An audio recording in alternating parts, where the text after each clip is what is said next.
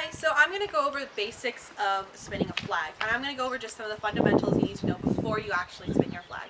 I'm going to go over the parts of a flag. I go over this also in my drop spins video, but I'm going to go over this in this video too.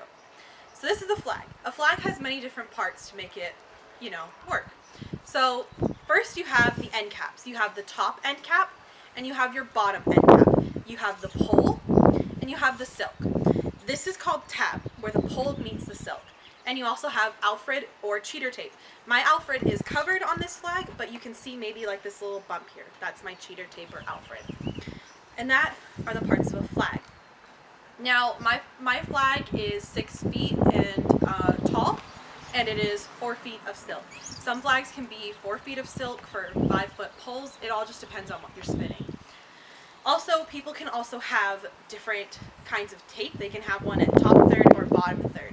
So in between cheater tape right here and right here, we have top third and bottom third.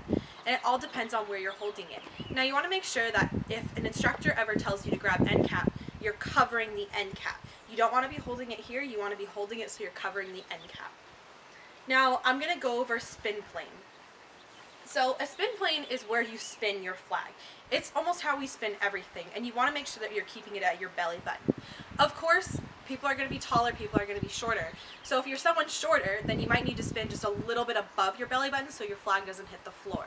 Or if you're someone who's really tall, you might spin below so you're kind of level with everybody else. Sometimes the flags will be at different levels, but the goal is to kind of keep them all at the same height.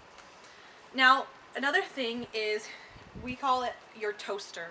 It's also known as a spin plane. But your toaster is where you spin in relationship to your body. When you spin, you want to make sure that it's straight up and down. You should be able to do anything with somebody standing right in front of you, and you won't hit them. So I'm going to call up one of my assistants. Come here. So I'm going to have Bree stand right here in front of me. So I'm going to explain toaster. So she's standing right in front of me.